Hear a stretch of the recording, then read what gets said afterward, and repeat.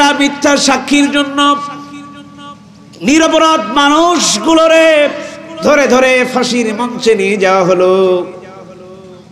দীর্ঘদিন ধরে জেলখানায় আবদ্ধ রাখা হলো, তাকে মেরেও ফেলা হলো। কোন অপরাধ নয়, একটি কোন অপরাধ দেখাতে পারবেন না, নিরপরাধ মানুষগুলোরে ধরে ধরে ফাঁসির মঞ্চে দেয়া হলো।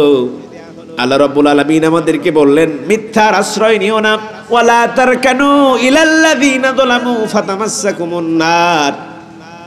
আজ মিথ্যার একটু জোর হয়েছে, মিথ্যার জোর বেড়েছে, সেই মিথ্যার দিকে ঝুঁকে পড়ো না।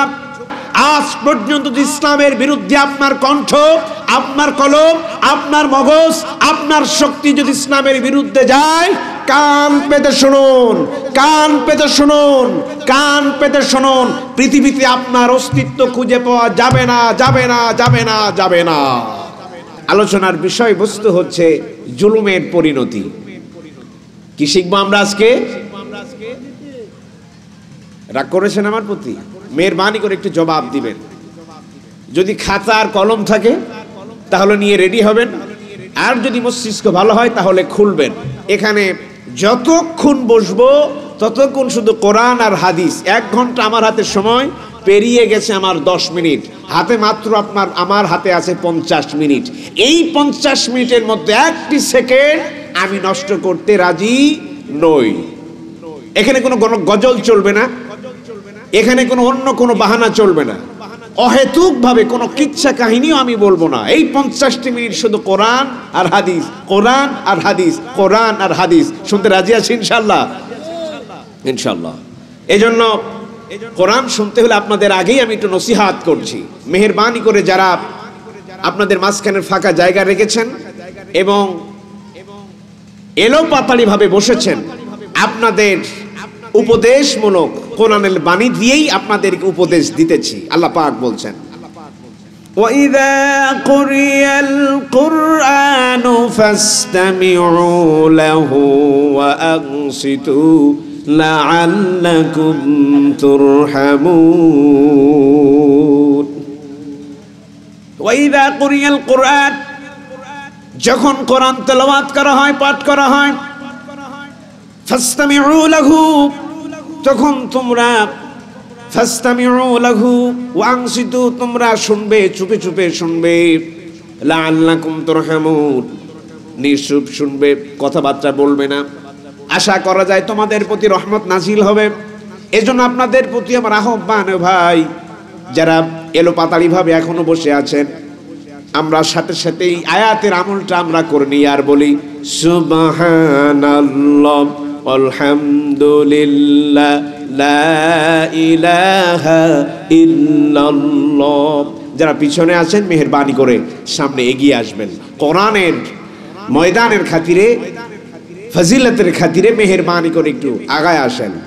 সুবহানাল্লাহ, জোরে সুবহানাল্লাহ আলহামদুলিল্লাহ লা ইলাহা ইল্লাল্লাহ, সুবহানাল্লাহ আলহামদুলিল্লাহ লা ইলাহা ইল্লাল্লাহ, লা ইলাহা ইল্লাল্লাহ মুহাম্মাদুর রাসূলুল্লাহ সাল্লাল্লাহু আলাইহি ওয়াসাল্লাম।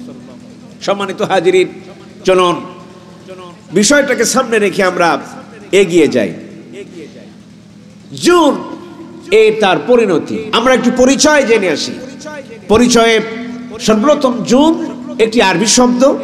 এর অর্থ হলো নির্যাতন, অবিচার, সীমালঙ্ঘন, সত্য থেকে বিচ্যুত হওয়া। আরো একটি অর্থ অপাত্রে স্থাপন করা, অপাত্রে স্থাপন করা, বিচ্যুত হওয়া, সরে যাওয়া, জানা সত্ত্বেও ভুল করা। অনেকগুলি অর্থ হয়। সেই জায়গা থেকে আমরা উন্নত মানের যে অর্থগুলি আমাদের সাথে যায়, বর্তমান সময়ের প্রেক্ষাপটের সাথে যেটা যায়, সেটি হচ্ছে অপাত্রে নিজেকে উপস্থাপন করা, সত্য থেকে বিচ্যুত হওয়া, সীমালঙ্ঘন করা এবং অবিচার করা, নির্যাতন করা। এই হচ্ছে জুলমের শাব্দিক অর্থ। পরিভাষায় সত্য থেকে বিচ্যুত হয়ে বিপদগামীতে নিজেকে উপস্থাপন করার নামই হচ্ছে জুল। সত্য থেকে নিজেকে বিপদগামী করে সেই স্থানে উপস্থাপন করাটাই হলো জুল। এই জুলমের পরিচয় আল্লাহ পাক কোরআনুল কারীম থেকে কোরআনুল কারীমে পরিচয়টা তুলে ধরেছেন। চলুন দেখে নেওয়া যাক আল্লাহ পাক জুলুমের পরিচয়টা কিভাবে দিচ্ছেন। আল্লাহ পাক বলছেন, وَمَنْ أَظْلَمُ مِمَّنْ مَنَعَ مَسَاجِدَ لِلَّهِ أَنْ يُذْكَرَ فِيهَا اسْمُهُ وَسَعَى فِي خَرَابِهَا। তার চেয়ে অধীন জালে কে থাকতে পারে যেখানে কোরআন তেলাওয়াত হয়, মসজিদ সমূহে তার নাম স্মরণ করা থেকে বাধাগ্রস্ত করে, স্মরণ করাতে বাধাগ্রস্ত করে, বাধা প্রদান করে, আর বিরান করার চেষ্টা করে। যেখানেই কোরআনের কথা হয়, যেখানে আল্লাহর আইনের কথা হয়, সেই জায়গায় বাধা প্রদান করে এবং কোরআনের কথাটা যেন না হয় সেই জন্য সে স্বহস্তে বাধা প্রদান করে। এটা হচ্ছে জুলুমের পরিচয়। সূরা বাকারা 114। আল্লাহ রাব্বুল আলামিন জুলুমের পরিচয় আলো তুলে ধরছেন। وَكَتَبْنَا عَلَيْهِمْ فِيهَا أَنَّ النَّفْسَ بِالنَّفْسِ وَالْعَيْنَ بِالْعَيْنِ وَالْأَنْفَ بِالْأَنْفِ وَالْأُذُنَ بِالْأُذُنِ وَالسِّنَّ بِالسِّنِّ وَالْجُرُوحَ قِصَاص।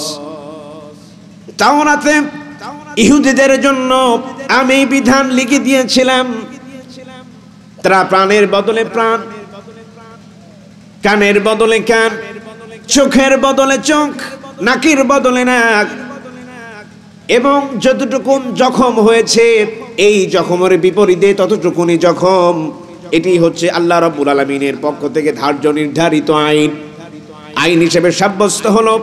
ফামান তাসাদ্দাকা বিহি ফাহুয়া কাফফারাতুল লাহ ওয়া মান লাম ইয়াহকুম বিমা আনজালাল্লাহু ফাউলাইকা হুমুজ যালিমুন।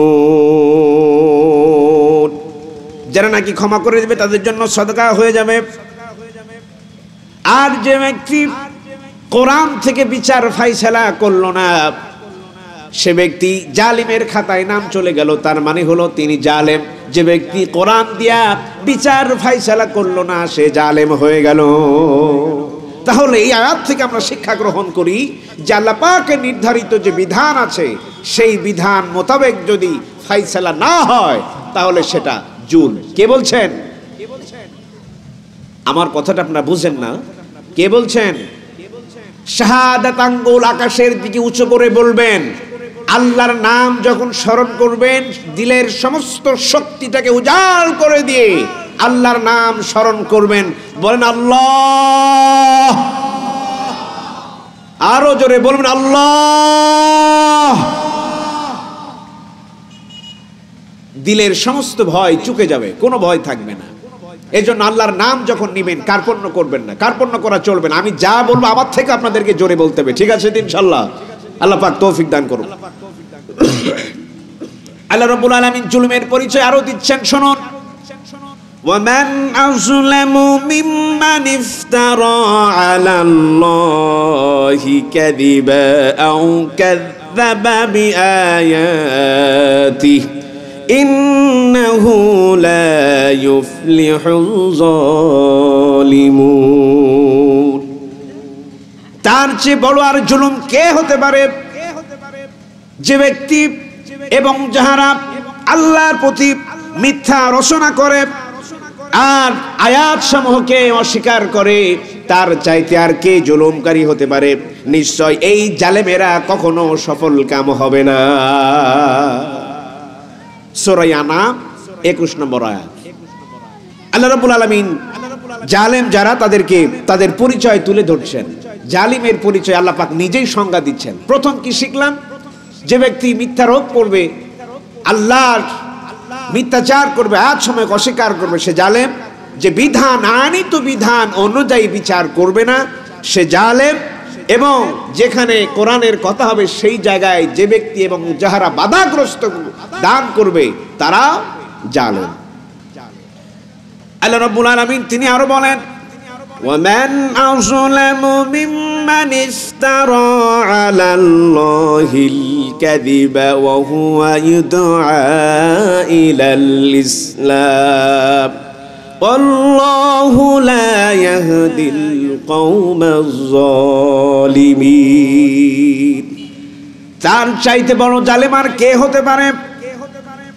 যে ব্যক্তি এবং যাহারা আল্লাহ সম্পর্কে মিথ্যারোপ করে, অথচ তাকে ডাকা হয় আল্লাহর দিকে, যখন তাকে ইসলামের দিকে ডাকা হয়, সঠিক পথে যখন তাদেরকে ডাকা হয়, তারা ইসলামের দিকে না দীক্ষিত হয়, তারা আল্লাহর আয়াতকে অস্বীকার করে এবং আল্লাহ সম্পর্কে তারা মিথ্যা প্রতিপন্ন করে। আল্লাহ রাব্বুল আলামিন বলেন, আল্লাহু লা ইয়াহদিল কওমাল যালিমিন। আর শুনে রাখো, এই জালিমদের কপালে কোনোদিন হেদায়েত জুটবে না। আল্লাহ রাব্বুল আলামিন তাদেরকে কখনো হেদায়েতের রাস্তা দেখাবে না। যারা আল্লাহর আয়াতটাকে অস্বীকার করে এবং ইসলামের দিকে ডাকা সত্ত্বেও তারা না আসে এবং আল্লাহর আয়াতকে অস্বীকার করে, এ ছিল হচ্ছে জুলুমের পরিচয়। আল্লাহ রাব্বুল আলামিন জুলুমের প্রকার শ্রেণীবিন্যাস করেছেন, শ্রেণী দিয়েছেন। জুলম, মানুষেরা তিন শ্রেণীতে বিভক্ত। প্রথম হচ্ছে আল্লাহর সাথে তারা জুলম করে, দ্বিতীয় হলো মানুষেরা নিজের সাথেই নিজেরা জুলম করে, এবং তৃতীয় হলো আল্লাহর সৃষ্টিকুলের সহিত তারা জুলম করে। প্রথম যে শ্রেণী বিন্যাস করেছেন, যে প্রকারভেদ রেখেছেন, সেখানে মানুষেরা আল্লাহর সাথে জুলম করে। কিভাবে? আল্লাহ পাক বলছেন, শুনুন। আল্লাহ রাব্বুল আলামিন সূরা ফাতিহাতে বললেন, ইয়্যাকা না'বুদু ওয়া ইয়্যাকা নাস্তাঈন। বান্দারে,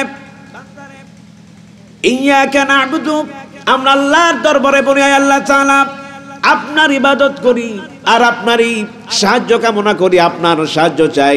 এই হচ্ছে আমাদের অবস্থা। এই অবস্থা থেকে আমরা সরে আসলাম আর বললাম, وَمَن يُشْرِكْ بِاللَّهِ فَكَأَنَّمَا خَرَّ مِنَ السَّمَاءِ فَتَخْطَفُهُ الطَّيْرُ أَوْ تَهْوِي بِهِ الرُّوحُ فِي مَكَانٍ سَحِيقٍ। যে আল্লাহর সাথে শরীক করল, সে যেন আকাশ থেকে পড়া পাখি, তাকে ছো মেরে নিয়ে চলে গেল, এবং সে যেন এমন কোন বস্তু তাকে দূরে সরিয়ে নিয়ে চলে গেল, এমন কোন বাতাস তাকে দূরে সরিয়ে নিয়ে চলে গেল, এমন কোন বস্তু যেন তার এক জায়গা থেকে আর এক জায়গায় তাকে নিয়ে চলে গেল। তার মানে হলো এই জমিনে তার কোনো অস্তিত্ব থাকবে না, তার কোনো অস্তিত্ব নেই। যে ব্যক্তি আল্লাহর সাথে শরীক করবে সে জুলুম করলো। আল্লাহ রাব্বুল আলামিন বলছেন, আল্লাহর সাথে শরীক করে সে জুলুম করেছেন, আল্লাহর সাথে জুলুম করেছেন। এবং তার মানে হলো তার জীবনে কোনো অস্তিত্ব নাই, পৃথিবীতে তার কোনো অস্তিত্ব থাকতে পারে না। একটি শো মারা পাখি কোনো জিনিস যদি শো মেরে নিয়ে চলে যায়, তার মালিক যদি তাকে খুঁজতে থাকে, সেই জায়গা তো পায় না। একটি মরা বাছুর অথবা কোনো মারা গিয়েছেন এমন কোন প্রাণী শকুন তারা নিয়ে চলে গেল, সে জায়গায়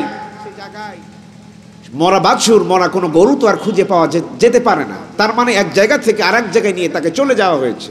আল্লাহর সাথে যদি আপনি শিরক করবেন, এটাই হচ্ছে জুলম। শিরকের এখানে অর্থ হলো জুলম।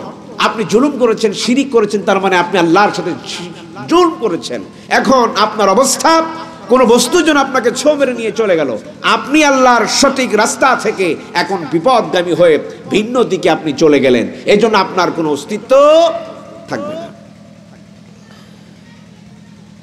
মানুষেরা আল্লাহর সাথে আরো শিরিক করছে এবং জুলুম করছে। এই খবরটা পেয়েছিলেন হযরতে লুকমান আলাইহিস সালাতু ওয়াস সালাম, তিনি পেয়েছিলেন। তিনি তার ছোট্ট সন্তানকে ডাকলেন আর বললেন, বাবা আমার কাছে আসো আর আমার নসিহতগুলি তুমি শোনো। ছোট্ট সন্তান তাকে নসিহত করছেন, ইয়া বুনাইয়া লা তুশরিক বিল্লাহ ইন্নাশ শিরকা লাযুলমুন আযীম। হে আমার বৎস, লা তুশরিক বিল্লাহ, আল্লাহর সাথে শরীক করো না। ইন্নাশ শিরকা লাযুলমুন আযীম, নিশ্চয় জুলম হচ্ছে সবথেকে বড় শিরক, শিরক হচ্ছে সবথেকে বড় জুলুম। সুতরাং এই শিরক থেকে তুমি বাঁচবে, কোনোদিন আল্লাহর সাথে শিরক করো না। এই আয়াত থেকে আমরা শিক্ষা গ্রহণ করি, আল্লাহর সাথে মানুষেরা জুলম করে, শিরক করে আল্লাহর সাথে মানুষেরা জুলম করে। দ্বিতীয় হলো নিজের সাথে আমরা নিজেরাই জুলম করি। খুবই এটা করেছে, নিজের সাথে নিজেই জুলম, নিজের পায়ে নিজেরা কোড়ুল মারা, বোঝেন না?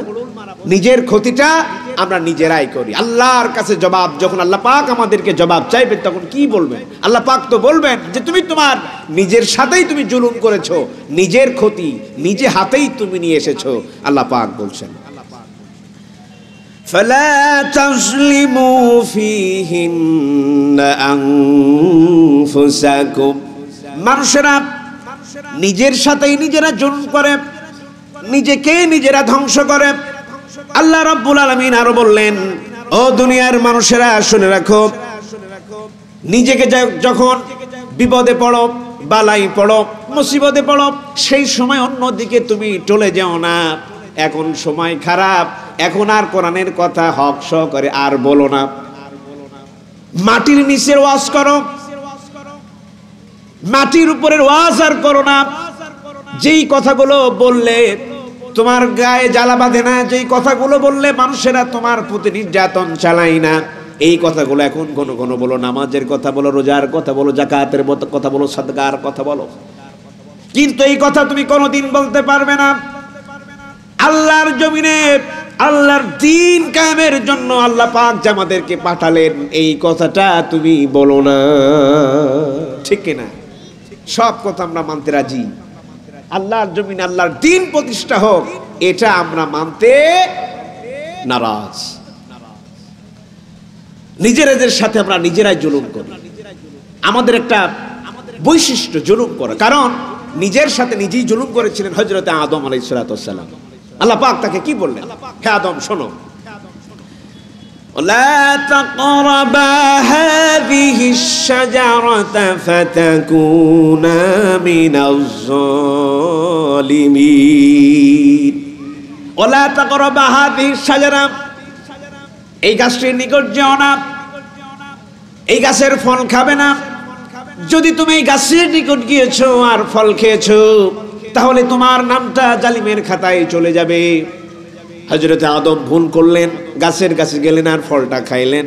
আল্লাহ রাব্বুল আলামিন বললেন, আর জান্নাতে থাকা যাবে না, এখন দুনিয়ায় যাও আর দুনিয়ার মজা চাখো, ঠিক কিনা? হযরতে আদম আলাইহিস সালাম ভুল করলেন, অনুশোচনা তার মধ্যে আসলো, অনুশোচনা হয়ে গেল। এমত অবস্থায় তিনি আল্লাহর দরবারে দোয়া করলেন আর পৃথিবীবাসীকে শুনিয়ে গেলেন, ও আমার আদম সন্তানেরা, আমি তোমাদের আদি পিতা আল্লাহর দরবারে জুলুম থেকে নিজেকে বাঁচার জন্য দোয়া করলাম, আর এই দোয়াটা আমি তোমাদের মধ্যে দিয়ে গেলাম। এভাবে শিখিয়ে দিলেন দোয়াটা, রব্বানা যালামনা আনফুসানা ওয়া ইল্লাম তাগফির লানা ওয়া তারহামনা লানাকুনান্না মিনাল খাসিরিন। হে আমার রব, আমি আমার নফসের প্রতি জুলুম করেছি, আমার প্রতি রহম করো। তুমি যদি আমার প্রতি রহম না করো, আমি তো ক্ষতিগ্রস্তর মধ্যে পড়ে যাব। দোয়াটা করেছিলেন হযরতে আদম আলাইহিস সালাম। আল্লাহ রাব্বুল আলামিনের কাছে জোশ মেরে গেল। আল্লাহ রাব্বুল আলামিন দোয়াটাকে কবুল করলেন আর বললেন, তোমার জীবনের নবীদের তো কোনো গুনাহ থাকতে পারে না, তোমার অনুশোচনাটা আল্লাহ রাব্বুল আলামিনের দরবারে কবুল হয়ে গেল। এখন কিয়ামত পর্যন্ত যত আদম নিজের সাথে জুলুম করবে আর এই দোয়াটা পাঠ করবে, আমি সমস্ত আদম সন্তানকে ক্ষমা করে দিব। সুবহানাল্লাহি বিহামদিহি সুবহানাল্লাহিল আযীম। কি আসিম একটি দোয়া আল্লাহ পাক আমাদেরকে শিখিয়ে দিলেন। দোয়াটা কে করেছিলেন? হযরতে আদম আলাইহিস সালাম। আরাফাতের ময়দানে গিয়েছেন, বিশাল পাহাড়ের উঁচুতে দেখবেন একটা প্লার আছে, এই প্লারের কাছেই বসেই এই দোয়াটা করেছিলেন। এজন্য যখনই আমরা দোয়া করব তখনই এই দোয়াটা দিয়ে শুরু করব ইনশাআল্লাহ। পারা যাবে ইনশাআল্লাহ। তাহলে অন্যায় করেছে মানুষেরা, নিজের প্রতি অন্যায় করে। আরো করেছেন হযরত ইউনূস মাছের পেটের মধ্যে গেলেন, ত্রিবিধ অন্ধকার, তিন অন্ধকারের মধ্যে তিনি প্রবেশ করলেন, মাছে তারে গিলে ফেলে দিলেন। দীর্ঘ 40 দিন পেরিয়ে গেল। এমত অবস্থায় আল্লাহ রাব্বুল আলামিনের দরবারে তিনি দোয়া করলেন, লা ইলাহা ইল্লা আনতা সুবহানাক ইন্নী কুনতু মিনাজ জালিমিন। লা ইলাহা ইল্লা আল্লাহ এক অদ্বিতীয়, সুবহানাক হে আল্লাহ আপনার আমি পবিত্রতা ঘোষণা করছি, আর আমি আমার প্রতি নিজের প্রতি জুলুম করেছি, আমাকে ক্ষমা করে দাও। আল্লাহ রাব্বুল আলামিনের দরবারে দোয়া মঞ্জুর হলো। তিনি মাছের পেট থেকে উদ্ধার করলেন। এমত অবস্থায় যতগুলো প্রায় নবী এসেছেন সমস্ত নবীর আল্লাহর দরবারে শুধু বলেছেন, রব্বুল আলামিন আমি আমার নিজের প্রতি জুলুম করেছি, আমারে ক্ষমা করে দাও। দোয়া মঞ্জুর হয়ে গেল। হযরত ইব্রাহিম আলাইহিস সালাম দোয়া করলেন, আল্লাহ পাক আমার ছোট্ট ছোট্ট সন্তান, আমার ছোট সন্তান আর আমার নিরীহ স্ত্রীকে বিজন মরুভূমি এলাকায় রেখে যাচ্ছি। এই মরুভূমি এলাকাতে আমার স্ত্রী আর সন্তানের ব্যবস্থাপনা যা দরকার তুমি নিজে হাতে কবুল করো। তাদের জন্য ইবাদতের জন্য একটি ঘর দরকার, তাদের পানির ব্যবস্থা করা দরকার, তাদের জন্য লোকালোকের দরকার, মানুষের দরকার। তিনটি দোয়া আল্লাহ পাক কবুল করেছেন। জমজমের কূপ পানি হয়ে গেল। ইবাদত করবার জন্য কাবা ঘর নির্মাণ করে দিলেন। আর তাদের লোকের প্রয়োজন, লোক বলের প্রয়োজন। কিয়ামত পর্যন্ত যতদিন কাবা ঘর থাকবে ততদিন পর্যন্ত মানুষেরা দুনিয়ার বিভিন্ন জায়গা থেকে ওইখানে যাবে, কোনোদিন মানুষের ভিড় কমবে না। সুবহানাল্লাহ। দোয়া মঞ্জুর। এজন্য তার আগে কি করেছিলেন? নিজের প্রতি অনুশোচনা করেছেন আল্লাহর দরবারে, আল্লাহ আমি নিজের প্রতি জুলুম করেছি, অন্যায় করেছি, আমারে ক্ষমা করে দাও। আল্লাহ রাব্বুল আলামিন বলেন এভাবে, وَمَن يَتَعَدَّ حُدُودَ اللَّهِ فَقَدْ ظَلَمَ نَفْسَهُ। সে আল্লাহর সাথে সীমা লঙ্ঘন করলো, নিজের উপর জুলুম করলো। যে ব্যক্তি সীমা লঙ্ঘন করলো সে ব্যক্তি জুলুম করলো। আল্লাহ পাক আমাদেরকে বললেন নামাজ পড়ার কথা নামাজ পড়লাম না, রোজা রাখার কথা রোজা রাখলাম না, দিন কায়েমের কথা দিন কায়েম করলাম না। তার মানে হলো নিজের প্রতি আমরা নিজেরাই জুলুম করলাম। আল্লাহ রাব্বুল আলামিন আমাদেরকে বললেন, হে দুনিয়ার মানুষেরা শোনো, যতদিন বেঁচে থাকবে ইস্তিকামাত থাকবে আল্লাহর প্রতি। কোন অবস্থাতেই তুমি চলে যেন না যাও, কোন অবস্থাতেই যেন তুমি শয়তানের পথ অনুসরণ না করো। সে ব্যাপারে আল্লাহ পাক তাগিদ দিয়া বলছেন, তুমি যদি একটু ঢলে যাও তাহলে তুমি নিজের প্রতি নিজেরাই জুলুম করেছো। আল্লাহ রাব্বুল আলামিন নিজের প্রতি জুলুম করা থেকে আমাদেরকে হেফাজত করুক, আল্লাহুম্মা আমিন। মানুষেরা জুলুম করে সৃষ্টিকুলের প্রতি, সৃষ্টির প্রতি মানুষেরা জুলুম করে থাকে। এটি সবথেকে মারাত্মক এবং ভয়াবহ।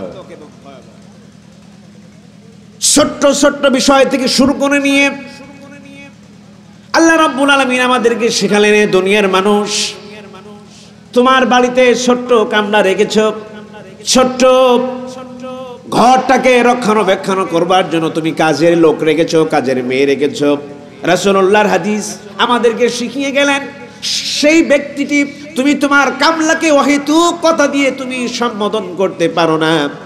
এই কোথায় যাও, এদিকে আসো, এই কোথায় যাস, এদিকে আয়, এই ধরনের সম্বোধন পর্যন্ত তুমি করতে পারবে না। রাসূলুল্লাহ আমাদেরকে শিখালেন, তুমি যেটা নিজের জন্য পছন্দ করো, তুমি তোমার বাড়ির কামলার জন্য ওইটাই তুমি পছন্দ করবে। তুমি যে প্লেটে খাবার খাও তাকেও সেই প্লেটে তুমি খাবার খেতে দিবে। তুমি যেই প্লেটে তুমি খেতে বসো, যেই টেবিলে খেতে বসো তাকেও সেই টেবিলে দিবে। তুমি যে ধরনের পোশাক পরিচ্ছদ পরো তাকেও তুমি সেই ধরনের পোশাক পরিচ্ছদ পরাও। তার মানে হলো এখানে বৈষম্য থাকবে না, শ্রেণীবিন্যাস থাকবে না, একে অপরের প্রতি উঁচু নিচু থাকবে না। শুধুমাত্র কর্তৃত্বের ব্যাপারে অপর কর্তৃত্বের জন্য এখানে উঁচু নিচু থাকবে, কিন্তু মানবিক আচরণের ক্ষেত্রে আর উঁচু নিচু থাকবে না। এটা যদি আমাদের সমাজে পরিচালিত থাকতো তো তাহলে আমাদের সমাজে কখনো অন্যায় অবিচার ভাবে কোনো কেরানি, কোনো কাজের লোক, কোনো কাজের মেয়ে আমাদের হাতে কষ্ট পেত না। কথা ঠিক কিনা? আমরা মিথ্যা বলে, মিথ্যা সাক্ষ্য দিয়ে আমরা জুলুম করি। কথাটা বুঝছেন তো আপনারা? বুঝছেন? আমার কথাটা শুনতে পাচ্ছেন?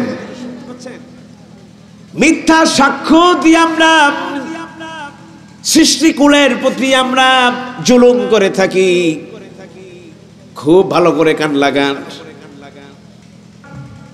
সূরা হুদ 113, মিথ্যার দিকে ঝুঁকে পড়ো না, একটুখানিও জুলুমের দিকে তোমরা ঝুঁকে পড়ো না। ফাতামাসসাকুমুন নার, যদি ঝোঁকো তাহলে আমি জাহান্নাম দিয়ে তোমাকে অ্যারেস্ট করব। কথা বুঝেননি আমার কথাটা? এটা খাটান, এই মেধাটার একটু খাটান, বুঝবেন কথাটা। আল্লাহ রাব্বুল আলামিন আমাদেরকে শিখিয়ে দিলেন মিথ্যা বলো না, মিথ্যাটা বলো না, মিথ্যার আশ্রয়টা নিও না, মিথ্যা সাক্ষ্যটা দিও না, মানুষের অহেতুক মালামাল কখনো গ্রহণ করো না, মিথ্যা করে নিজের অপরের জমিটা নিজের নামে করে নিও না।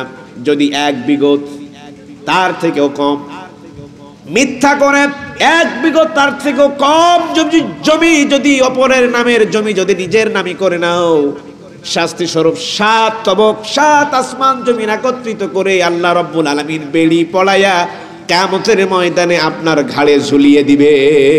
নাউযুবিল্লাহ মিন যালিক। 1 বিঘত জমি যদি ফাঁকি দেন কারো, এজন্য মানুষের প্রতি অত্যাচার অবিচার করা যাবে না। অহেতুক ভাবে কামলা নিয়েছেন, তার সক্ষমতার চাইতে তার উপরে বেশি ভার আপনি চাপাতে পারেন না। সব থেকে বড় বিষয় হলো এই মিথ্যা সাক্ষ্য দিয়ে হয়রানি আর করেন না, ঠিক না?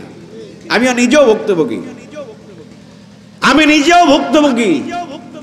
83 দিন কোন অন্যায় অবিচার, একদম অবিশ্বাস করুন, বোম মারি নাই, কারোর সাথে ধোঁকাবাজি করি নাই, ককটেল ফুটাই নাই।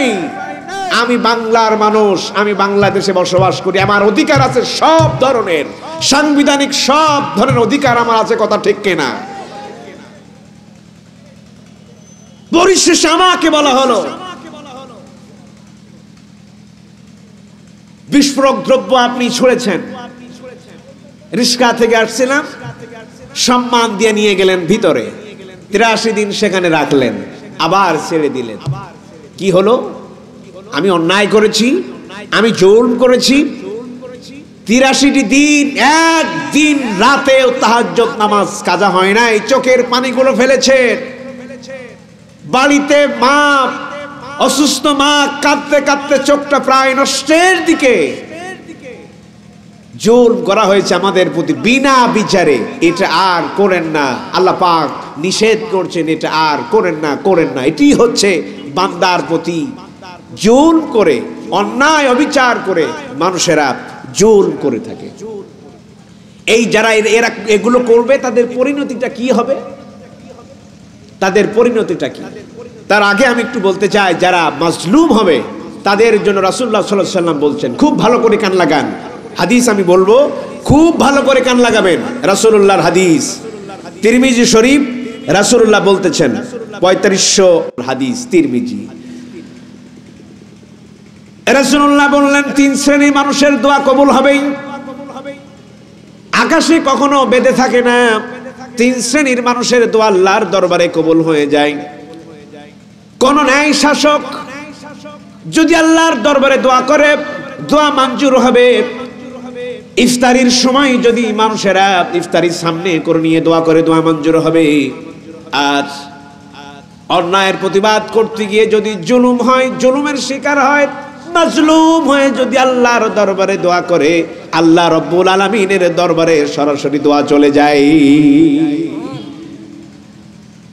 এটি একেবারে আমি নিজেই সাক্ষী, একদম নিজেই সাক্ষী। 82 দিন পার হলো, একটিবারের জন্য আল্লাহর দরবারে ফরিয়াদ করি, বলি নাই আল্লাহ আমাকে জামিন করে দাও, মুক্ত বাতাসে বেরিয়ে আসার তৌফিক দান করে দাও, একবারের জন্য বলি নাই। ওই যায়েব আলাইহিস সালাম দোয়া করেছিলেন, ইউনূস দোয়া করেছিলেন, হযরত আদম দোয়া করেছিলেন, হযরত মূসা আলাইহিস সালাম দোয়া করেছিলেন। সেই দোয়াটাকে নিজের জন্য কাজে লাগিয়েছি। হযরত আইয়ুব বলেছিলেন, ওয়া আইয়ুবা ইল্লাদা রাব্বাহু আন্নী মাসসানিয়াদ দুররু ওয়া আনতা আরহামুর রাহিমিন। হায় আমার আল্লাহ, আমি রোগে ভুগতেছি, আর তুমি তো রহমান, তুমি তো রহিম। এই শিক্ষাটা নিয়েই কোনোদিন মুখ ফুটে কখনো দোয়া করে নাই, আল্লাহ পাক আমারে জামিন করে দাও, শুধু বলেছি আল্লাহ তাআলা বিনা অপরাধে জুলুমের শিকার হয়ে মাজলুম অবস্থায় পড়ে আছি, আমার প্রতি রহমত দান করে দাও। এভাবে 82 দিন পার হয়ে গেল। এজন্য মাজলুম যদি দোয়া করে, দোয়া সরাসরি আল্লাহর দরবারে কবুল হবে। 100% সিওরিটি। মাজলুমের চোখের পানি, এক ফোঁটা পানি আল্লাহ রাব্বুল আলামিন বৃথা দিবেন না, বৃথা দিবেন না, বৃথা দিবেন না। মাজলুম আল্লাহর দরবারে দোয়া করে গেছেন, একদিনের জন্য হলো, একদিন না একদিন এই বাংলার জমিন ইসলাম প্রতিষ্ঠা হবেই। মনে রাখবেন, আজ হোক, কাল হোক, পরশু হোক, কোরআন দিয়া সংসদ ভবন পরিচালিত হবে ইনশাআল্লাহ। মাজলুমের দোয়া কখনো নষ্ট হয় না। আল্লাহ রাব্বুল আলামিন সেই মাজলুমের পরিণতিটা কি হয়, আল্লাহ পাক আমাদেরকে ডিটেইলস আলোচনা করেছেন। মাজলুমের অবস্থাটা কি তোমরা একটুখানি শিক্ষা নাও, খুবই গুরুত্বপূর্ণ বিষয়। মেহেরবানি করে আমার কথার দিকে একটু কান লাগাবেন, দিলের কান দিয়ে শুনবেন, মানার নিয়েতে শুনবেন। শুধু ওয়াজ শুনবেন আর বাড়ি চলে যাবেন। এখন তো ওয়াজটা হয়েছে ট্র্যাডিশন, খুব খারাপ লাগে বলতে। ওয়াজটা হয়েছে এখন ট্র্যাডিশন। বাজার বসবে, বাজারে সেখানে কিছু কেনাকাটা হবে, কয়েকটা গজল শুনবো, আর একটু আয়াত শুনবো, চলে আসবো বাড়িতে। নিজের মধ্যে কোনো পরিবর্তন হয় না, কথা ঠিক কিনা? পরিবর্তন সাধন করতে হবে আপনাদেরকে। সূরা মারিজটা পড়ে দেখবেন, আল্লাহ পাক সেখানে পরিবর্তনের কথাটা বলতেছেন। তোমাকে উন্নত সাধন করতে হবে, পরিবর্তন আনতেই হবে আমাদের মাঝে, মনটাকে ঠিক করতেই হবে, হৃদয়টাকে, কল্পটাকে ঠিক করতেই হবে, অনুশোচনা নিজের মধ্যে আনতেই হবে। সেই পরিণতির কথাটা আল্লাহ পাক আমাদেরকে জানাচ্ছেন। অন্যায়ভাবে যারা জুলুম করবে তাদের পরিণতিটা কি আল্লাহ পাক উল্লেখ করে করে আমাদেরকে জানাচ্ছেন যে দেখো, মানুষেরা যখন অন্যায় করবে, অবিচার করবে, তাদের অবস্থার পরিণতিটা হবে এই, তারা জনশূন্য হয়ে যাবে এবং তাদের ধ্বংস এটি অনিবার্য, ধ্বংস অনিবার্য। তাদেরকে আল্লাহ পাক ধ্বংস করবেই, ধ্বংস করবেই, ধ্বংস করবেন। আল্লাহ পাক বলছেন, وَإِنَّ لِلَّذِينَ ظَلَمُوا عَذَابًا دُونَ ذَلِكَ وَلَكِنَّ أَكْثَرَهُمْ لَا يَعْلَمُونَ। আর সেদিন আসার আগেও জালেমদের জন্য আযাব রয়েছে। এই আয়াত থেকে মানুষেরা শিক্ষা নাও, সেদিন আসার আগেই, আগেও মানে আগেও ঘটনাটা ঘটবে, আগেই ঘটবে। সেই দিন আসার আগে, তার মানে কিয়ামত দিন অনুষ্ঠিত হওয়ার আগেই জালেমদের জন্য আল্লাহ পাক সাজা রেখেছেন। তার মানে হলো দু ধরনের সাজা, দুনিয়াতেও তাদের জন্য সাজা, আখিরাতেও তাদের জন্য সাজা। ওয়ালাকিন্না আকসারাহুম লা ইয়ালামুন। আর বেশিরভাগ মানুষেরা এটা তা জানে না, এটা তা গ্রহণ করতে চায় না। যারা জুলুম করবে দুনিয়াতেও তাদের শাস্তি, আখিরাতেও তাদের শাস্তি। দুনিয়াটায় শাস্তি রেখেছি। দেখো ফিরআউনের দিকে তাকাও, সে জুলুম করেছে, সে নিজেকে সাব্যস্ত করেছে আমি এখন রব, আমি খোদা, আমি তোমাদের অভিভাবক, আমি তোমাদের পিতা। তিনি দাবি করলেন। দাবির উপরে তিনি প্রতিষ্ঠিত থাকার জন্য হাজার হাজার ছোট্ট ছোট্ট সোনামানিকদেরকে তিনি হত্যা করলেন। শুধুমাত্র টিকে থাকবে তার কথা, টিকে থাকবেন তার আইন। তিনিও জানতেন আল্লাহ এক অদ্বিতীয়, তিনিও মানতেন আল্লাহ একজন আছেন, কিন্তু পৃথিবীতে তার আইন ছাড়া আল্লাহর আইন চলবে না। তিনি জুলুম করলেন, পরিণতিটা কি হলো? আল্লাহ রাব্বুল আলামিন তাকে পাকড়াও করলেন, তাকে ধরলেন, কবজা করলেন। হযরতে মূসা আলাইহিস সালামকে বললেন, ইযহাব ইলা ফিরআউনা ইন্নাহু তাগা। ইযহাব, চলে যাও, দাওয়াত দাও। কাকে? ফিরআউনকে। তিনি তো খোদাই দাবি করে বসে আছেন, আমি খোদা, আমি তোমারে খাওয়াই, আমি তোমারে পড়াই, আমি তোমারে দেখভাল করি, সব এখন আমার কথা চলবে। তিনি আইন জারি করলেন।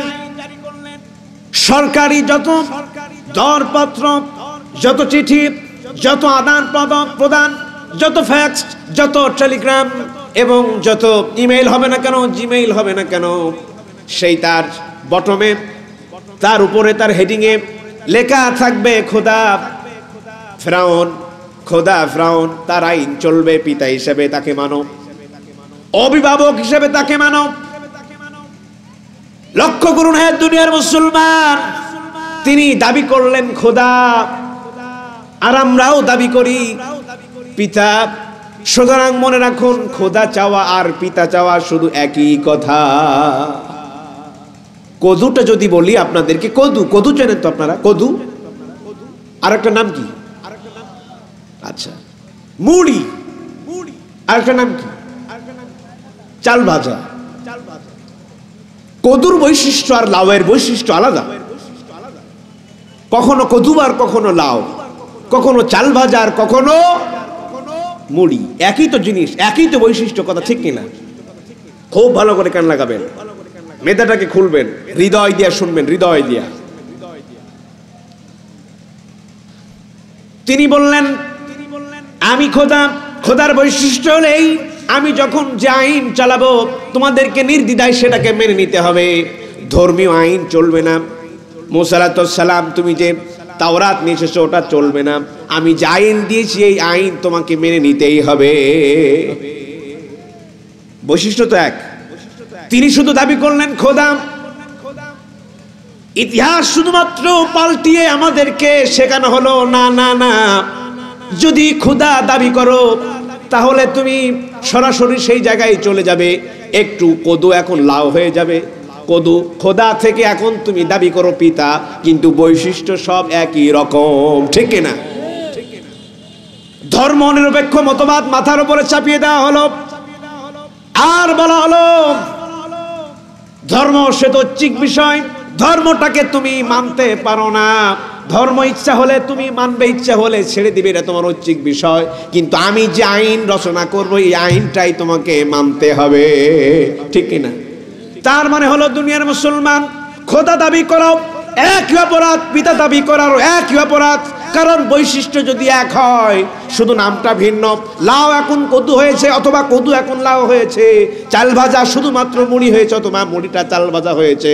সুতরাং যদি জুলুম করে থাকো, খোদা দাবি থেকে, পিতা দাবি থেকে সরে আসা না পর্যন্ত তোমার জুলুম থেকে তুমি ফিরতে পারবে না, ঠিক কিনা? আল্লাহ আমাদেরকে শিখিয়ে দিলেন মিল্লাত আবিকুম ইব্রাহিম। এতটুকুন পর্যন্ত যদি আল্লাহ পাক সীমা রাখতেন অনেক সমস্যা লম্বা হয়ে যেত। কিন্তু তারপরেই আল্লাহ রাব্বুল আলামিন যেই নাই বলে দিলেন হুয়া সাম্মাকুমুল মুসলিমিন, সব শেষ। তিনি যদি বলতেন মিল্লাত আবিকুম ইব্রাহিম, একই কথা হতো, খোদা দাবি করাও যা, পিতা দাবি করেও তা। আর ইব্রাহিমের কথাটাও একই রকম হতো, যেই না বলে দিল হুয়া সাম্মাকুমুল মুসলিমিন, পৃথক হয়ে গেল তার সাথে। এই জন্য এই কথাটা খুবই গুরুত্বপূর্ণ, মাথা দিয়া আমি বোধহয় আপনাদেরকে বোঝাতে সক্ষম হচ্ছি। এজন্য জুলুম করলেন, খোদা দাবি করলেন, দাবি করার পর তার পরিণতিটা কি হলো লক্ষ্য করুন। পরিণতিটা কি? খোদা দাবি করলেন, ছোট্ট ছোট্ট সন্তানগুলোকে হত্যা করলেন, 140 ধারা জারি করলেন, যেখানেই মুসাকে পাও সেখানেই পাকড়াও করো। হযরতে মুসা তিনি বলেন, আল্লাহ আমি তো এখন পাকড়াও হয়ে গেলাম, চতুর্দিক থেকে ফেরাউন তো আমাকে ঘিরে ফেলেছেন, সামনে নদী, কি করব? আল্লাহ পাক জানিয়ে দিলেন নদী এখন শান্ত, রাস্তা বের করে দিয়েছি, নদীর উপর দিয়ে তুমি পার হয়ে যাও। তিনি পার হয়ে গেলেন, মাঝ পথে এসে ফেরাউন তিনি দাঁড়ালেন। তিনি মনে মনে ভাবতেছিলেন এত সুন্দর রাস্তা, আমি তো ফেরাউনকে পাকড়াও করব আর নিজের ক্ষমতাটাকে আমি নিজেই কবজা করে নিব। আল্লাহ রাব্বুল আলামিন নদীকে বললেন এখন সমুদ্র হয়ে যাও, যে অবস্থায় ছিলে তুমি সে অবস্থায় হয়ে যাও। নদী তাকে পাকড়াও করলেন। তখন বলতেছেন মুসা, বনি ইসরাইল যেই খোদার প্রতি ঈমান এনেছে আমিও সেই খোদার প্রতি ঈমান আনলাম, আমারে মাফ করে দাও। আল্লাহ পাক কি বললেন?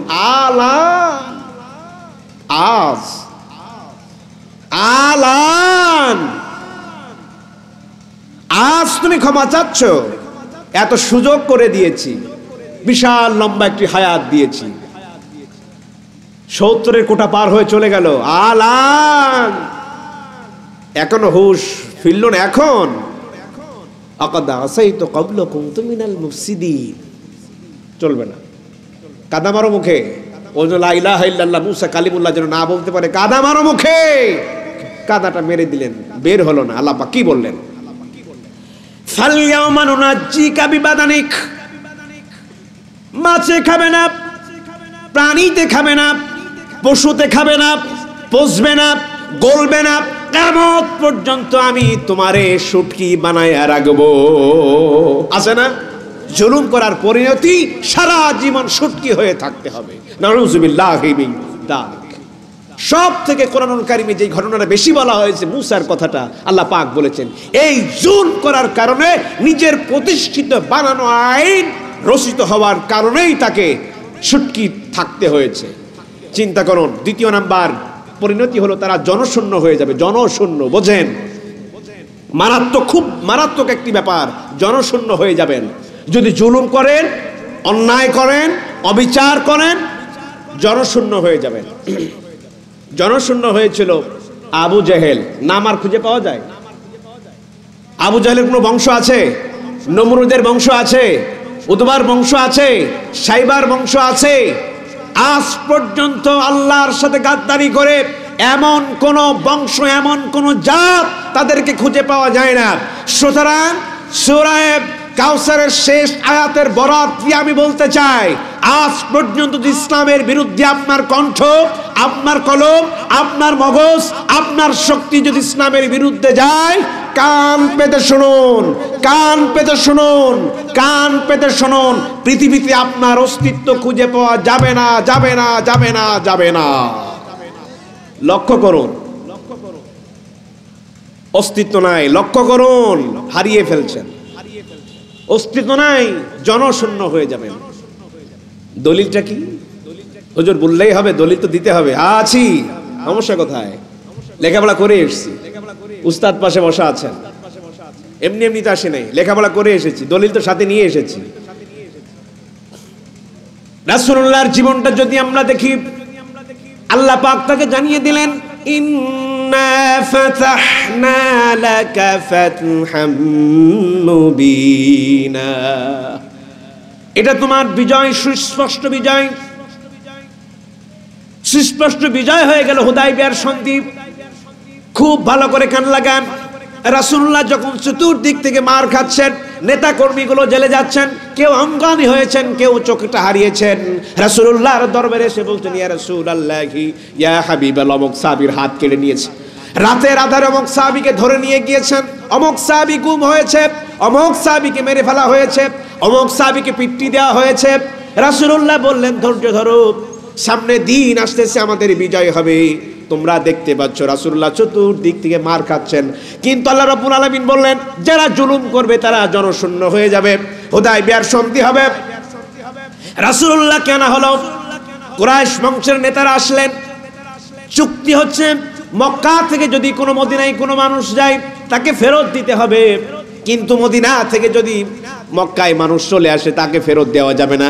রাসূলুল্লাহ বলেন এগ্রি, আমি সম্মতি জানালাম। বিশাল একটি জুতা তৈরি হয়ে গেল। সর্বশেষ রাসূলকে বলা হলো আপনি মুহাম্মদ ঠিক লিখবেন, কিন্তু রাসূল শব্দটি আপনি লিখতে পারবেন না। রাসূল লিখতে পারবেন না, আপনি মুহাম্মদ লিখবেন কিন্তু রাসূল লিখতে পারবেন না।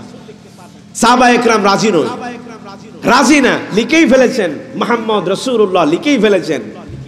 বিশ্বনবী জনাবে মুহাম্মদ রাসূলুল্লাহ নির্যাতিত হয়ে জুলুম হয়ে কলমটা হাত থেকে ছিনিয়ে নিয়ে তিনি রাসূলুল্লাহ শব্দটি কেটে দিলেন আর বললেন ও আমার সাহাবীরা ধৈর্য ধারণ করো, বিচলিত হয় না, ভয় পেও না, বিচলিত হয় না, ভেঙ্গে পড়ো না। এমন এক সময় আসবে তোমরা দেখতে পাবে ওই কলম আমার হাতে দিয়া বলা হবে সিল মারেন আর আপনার নামটা লিখে নেন জনাবে মুহাম্মদুর রাসূলুল্লাহ। কলমটা ছুঁড়ে নিজের হাতে নিলেন আর নামটা কেটে দিলেন। এটা কি সহ্য করা যায়? এতে কি হলো? তখন মানুষেরা দেখলো এর চাইতে ভালো মানুষ আর কেউ থাকতে পারে না। এই মানুষটিকে যা বলতেছে মানুষটা তাই গ্রহণ করছে। তার মানে আবু জেহেল ওরা খারাপ, উতবা ওরা খারাপ, আবু সুফিয়ান ওরা খারাপ, রাসূলুল্লাহ ভালো। দলে দলে মনে মনে হৃদয়ের মধ্যে কলিজার মধ্যে ইসলামের ভালোবাসা আল্লাহ পাক পয়দা করে দিলে। এই জন্য এর থেকে শিক্ষা নাও। 13টি বছর তোমরা ধরে রাখলে কিচ্ছু করতে পারো নাই, তোমরা মনে মনে করেছো তাদেরকে জেল দিয়া জুলুম দিয়া নির্যাতন করে তাদেরকে ধ্বংস করে দিবে। মনে রাখো 13টি বছর জেলখানা নয়, 13টি বছরের সুগম পথ অর্জন করেছে মুসলমান। এই কষ্ট ক্লেশের মধ্য দিয়ে লাখো লাখো জনতার হৃদয়ের মধ্যে ভালোবাসা পয়দা হয়ে গেছে, কথা ঠিক কিনা? ভয় কিসের? ইন্না শানিয়াকা হুয়াল আবতার। তাফসীরটা পড়েন, জ্ঞানটা খুলুন, সেখানে দেখবেন ওরা লেজ কাটা নির্বংশ, জনশূন্য হয়ে পড়বে তারা। একটি বৈশিষ্ট্য বললাম, পরিণতি তারা জনশূন্য হবে। প্রথম বৈশিষ্ট্য তাদেরকে ধ্বংস করে দেওয়া হবে। আল্লাহ পাক আরো বলছেন যে দেখো আমি হুদকে পাঠালাম, বলো লা ইলাহা ইল্লাল্লাহ। তিনি বললেন আল্লাহ এক ও দ্বিতীয়, তারা মানলেন না। আমি আদের উপরে আমি পাঠালাম, নবী পাঠালাম, তারা মানতে নারাজ। বিশাল অট্টালিকা তৈরি করেছেন, বিশাল বড় বড় বালাখানা তৈরি করেছে। তারা মনে মনে ভাবলেন এই বালাখানা আমাদের কোনোদিন কি নষ্ট হবে না, কোনো শক্তি নেই, কোনো ভূমিকম্প হলেও আমাদের এই বালাখানা ভেঙে পড়বে না। পাহাড় কেটে কেটে তারা বালাখানা তৈরি করলেন।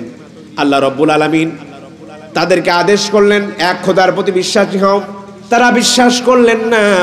সরাসরি আল্লাহ পাক তাদেরকে গোটা কওম সুদ্ধা উল্টিয়ে দিলেন, তাদের ঘর বাড়িগুলোকে এখনই নিশ্চিহ্ন করে দিলেন।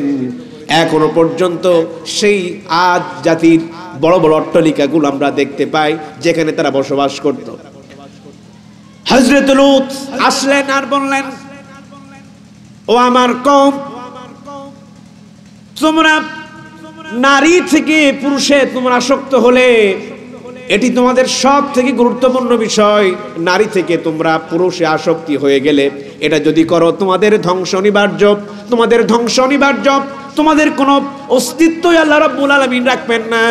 নারী থেকে তোমরা পুরুষ আসক্ত হও না। আর এখন সেই নারী থেকে পুরুষে আসক্ত হওয়ার জন্যই আমাদের চিন্তা চেতনা বুদ্ধি দিয়ে আমাদেরকে মারা হচ্ছে, ঠিক কিনা? হযরত লূত বললেন নারী থেকে আলাদা হও না। সেই ধারাটা এখন আল্লাহ রাব্বুল আলামিন রাখলেন। এখন আমরা সেই ধারা থেকে বিপদগামী হয়ে এখন আমি ছিলাম শরীফ, আমি হয়ে গেলাম এখন শরীফা। তার মানে আমি শরীফা ছিলাম, এখন হয়ে গেলাম আমি শরীফ। লূত আলাইহিস সালাম বললেন, নারীতে থাকো, নারী আর পুরুষ আলাদা জাত, একত্রিত করো না, সমকামিতাই নিয়ে আসো না। অস্ট্রেলিয়ার দিকে তাকান, সমকামিতা সেখানে বৈধ। রাশিয়ার দিকে তাকান, সমকামিতা বৈধ।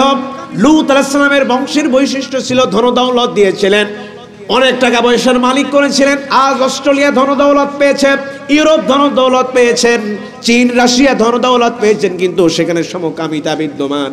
সুতরাং মনে রেখুন, কওমকে এমন ভাবে ধ্বংস করা হলো, হযরত লূত আলাইহিস সালামের সমস্ত মানুষগুলোকে এমন ভাবে ধ্বংস করা হলো, সেখানে আজ আর কোনো মানুষের বসবাস খুঁজে পাওয়া যায় না। ওই ভূখণ্ডের উপর দিয়ে কোনো পাখি আজ পর্যন্ত আর উড়ে যায় না। কোন প্লেন ওই জায়গার উপর দিয়ে আর কখনো উড়ে যায় না। কোন মানুষ ওই জায়গা দিয়ে আর হেঁটে যেতে পারে না। এমন বিষাক্তময় জায়গায় পরিণত করেছে, মৃত সাগরে পরিণত করেছেন। এমন পৃথিবীতে একটা মাত্র সাগর, যেই সাগরে কখনো মাছ বসবাস করতে পারে না। এত নিকৃষ্ট করে আল্লাহ পাক জায়গাটাকে পরিণত করেছেন শুধুমাত্র এই সমকামিতা করবার জন্য। আমরা কি সেই দিকে ধাবিত হতে চাই? কথা বলেন, সেই দিকে ধাবিত হতে চাই? যদি না চাই, তাহলে কখনো আমরা এই ধরনের মনস্তাত্ত্বিক বিষয় আমরা গ্রহণ করতে রাজি নই। কথা ঠিক কিনা? বেরিয়ে আসতে হবে আমাদের। হযরত নূহ, আল্লাহ রাব্বুল আলামিন তাকে বললেন, হে নূহ, তোমার কওমকে তুমি ডাকো আল্লাহর দিকে। তিনি মানুষদেরকে আহ্বান করলেন, ও আমার কওম, ও আমার জাতি, এসো আল্লাহর দিকে আসো, আল্লাহকে গ্রহণ করে নাও, একক খোদাই গ্রহণ করে নাও। 950 বছর তিনি দাওয়াত প্রদান করলেন, মাত্র 82 জন। 950 বছর দাওয়াত দিয়ে মাত্র 82 জন। সবথেকে উল্লেখযোগ্য বিষয়বস্তু হলো এই, তিনি দাওয়াত দিতে গেলেন মানুষের বাড়িতে, একজনকে টার্গেট করলেন, দাওয়াত দিলেন 1 দিন 2 দিন 3 দিন 4 দিন, প্রতিদিন দাওয়াত দেয় লা ইলাহা ইল্লাল্লাহ। তিনি দাওয়াতটাকে কবুল করে না, বারবার দাওয়াত দেয় লা ইলাহা ইল্লাল্লাহ, দাওয়াত কবুল করে না। যেই হযরত নূহকে দেখে আর সেই চলে যায়, হযরত নূহকে দেখে সেই চলে যায়। তিনি হযরত নূহকে দেখলেন আর বাড়ির মধ্যে তিনি প্রবেশ করলেন। হযরত নূহ কি করলেন? বাড়ির দরজার সামনেই তিনি শুয়ে পড়লেন। বাড়ির দরজা এখন শুয়ে আছেন হযরত নূহ। দরজা খুললেই তো নূহকে আগের সাথে দেখা হবে, কারোর সাথে না দেখা হোক, নূহর সাথে দেখা হবে। এইভাবে দাওয়াত এখন আমাদের চলে। দাওয়াত চলে। দাওয়াতের পলিসি হলো এই, সুন্দর রান্না বান্না হবে, সকাল সন্ধ্যায় আমরা দাওয়াতি কাজ করি, ঠিক কিনা? নূহ থেকে শিক্ষা গ্রহণ করো। সামনে দরওয়াজা, দরজার সামনে শুয়ে আছে, যতবার বের হবেন ততবার নূহর সাথে দেখা হবে, ঠিক কিনা? দরজা খুললেই নূহর সাথে দেখা হয়। দরজা খুলে যেই না খুলেছেন, আবার নূহ দাঁড়িয়েছেন, বলো লা ইলাহা ইল্লাল্লাহ। এই মানুষটি এইভাবে দাওয়াত দিয়ে দিয়া 950 বছর ধরে তিনি দাওয়াত দিলেন। মাত্র 82 জনকে নিয়ে তিনি তার সহচর বানালেন। আর আল্লাহর দরবারে তিনি বললেন, হে আল্লাহ, আমার এই কওমকে তুমি ধ্বংস করো না। আল্লাহ রাব্বুল আলামিন বলেন, হে নূহ, আমি তোমার কওমটাকে ধ্বংস করে দিব। তুমি তোমার যা সহচর আছে, তোমার যা নিজেদের মতের লোক আছে, সমস্ত নিজের সহচরগুলোকে তুমি একত্রিত করো আর নৌকায় ওঠাও। আর বাদ বাকি যা কিছু আছে সব আমি এখন ধ্বংস করে দিব। নৌকায় যা উঠাবে তুমি জোড়ায় জোড়ায় উঠাবে। হযরত নূহ বললেন, হে আল্লাহ তাআলা, আমার সন্তান, আমার স্ত্রী, সে তো আমার পরিবারভুক্ত, তাকে একটু নেওয়া যায় নাকি? হযরত নূহকে বললেন, ইন্নাহু লাইসা মিন আহলিক, ইন্নাহু লাইসা মিন আহলিক। তোমার সন্তান তোমার নয়, তোমার স্ত্রী তোমার না। স্ত্রী সন্তান নৌকায় উঠাতে পারবে না, কারণ তারা ইসলাম কবুল করে নাই।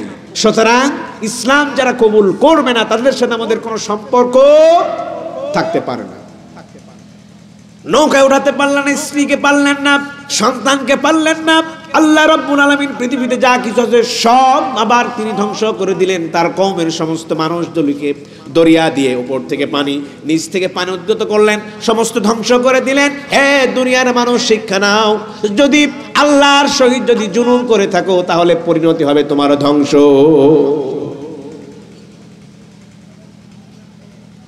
ফিনিশিং এ আসি এবার।